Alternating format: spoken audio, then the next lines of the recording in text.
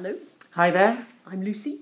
And I'm Martyn. And we both work for Messy Church in the UK. And we've been asked to have a think with you about the all-age aspect of Messy Church. So, Martyn, why is Messy Church all-age? Well, as you know, all age is one of the key values of Messy Church, one of the key 5 values.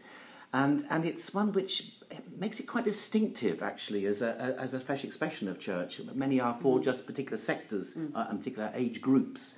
And it's one which I think all the research is showing that is the best way to nurture faith, when all ages are present.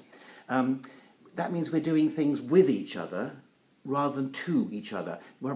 Traditional church is very much didactic in style. This is very much conversational learning with each other. And discipleship itself, which is part of the work of Messy Church, is done in community. That's how discipleship works. I do need people who are different from me to learn how to become a Christian. I need children and adults to be around me to show me the full discipleship journey. I need a teenager there. Teenagers need adults there, and so on.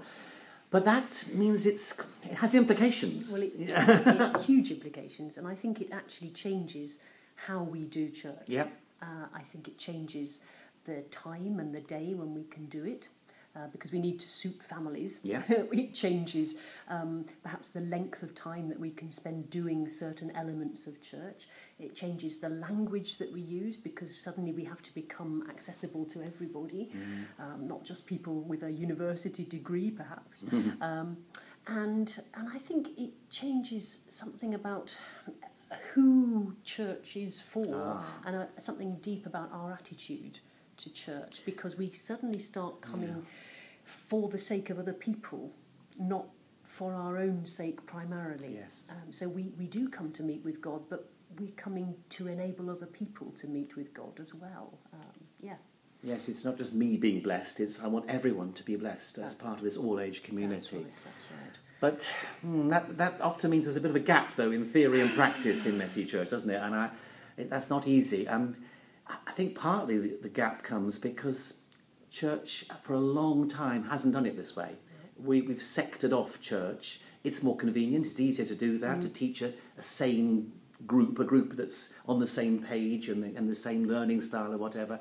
But because that's been going for such a long time, trying to do something that brings everyone together is a new thing. So it's not going to change it easily and quickly, I'm afraid. No, it's not. And the problem that we have in the UK is that because of having done church like this for so long in a segregated way, that people think when they see children present, then it must be just for children.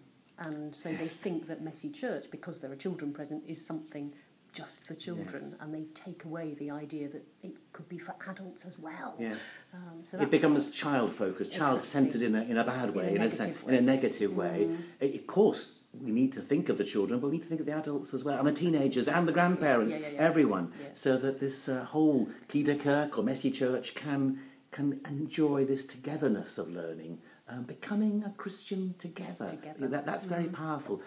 But it's hard work. This is the main reason I think that it's not catching on, because it's very, very hard to do and to do well. And it means letting go of power and enabling everybody to participate. And people aren't trained to do that in church leadership yet.